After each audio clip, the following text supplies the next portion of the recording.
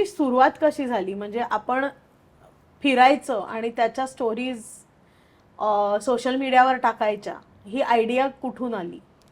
सुरुवातीपासून सुरुवात करायची तर मी माझ्या जर्नीबद्दल असं सांगेन की सगळ्यात आधी मी ट्रॅव्हल हा माझा विषयच नाही आहे. हम्म. म्हणजे जोपर्यंत माझ्या आयुष्यात माझा जोडीदार आला नव्हता, ज्याच्याशी मी आता लग्न केले अमोल, अ, तो आयुष्यात येईपर्यंत मला प्रवास हा माहीतच नव्हता. आणि अच्छा. हां, आणि यूट्यूबबद्दल किंवा इंस्टाग्राम सोशल मीडियाबद्दलही मी तितके अवेअर नव्हते. हम्म.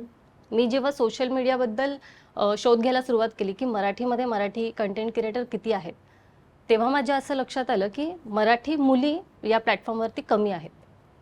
आणि ट्रॅव्हलमधल्या तर तेव्हा नव्हत्याच. मी जेव्हा सुरुवात केली तेव्हा मी कॉमेडी कंटेंट क्रिएट करायचे. म्हणजे घरीच आम्ही माझी भावंडं आणि आम्ही सगळे मिळून कंटेंट बनवायचो. त्यानंतर एका वर्षातच मी अमोलला भेटले आणि त्यानंतर आम्ही सोबत प्रवास करायला सुरुवात केली.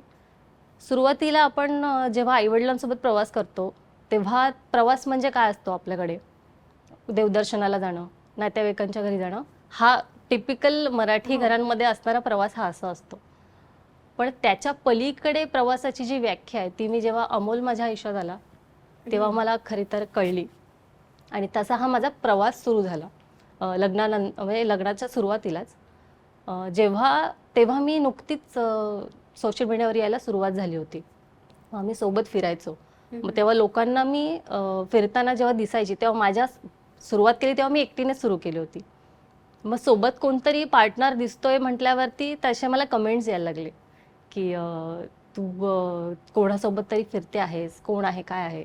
मग आम्ही निर्णय घेऊन साखरपुडा करून आम्ही मग फुल फ्लेश फिरायला सुरुवात केली. आणि अशा प्रकारे मी माझ्या यूट्यूब चॅनलमध्ये प्रवास ॲड केला. आणि तशी माझ्या यूट्यूब चॅनलचा प्रवाससुद्धा ट्रॅव्हलमध्ये गेला. म्हणजे कॉमेडीकडून मी ट्रॅव्हलकडे वळली.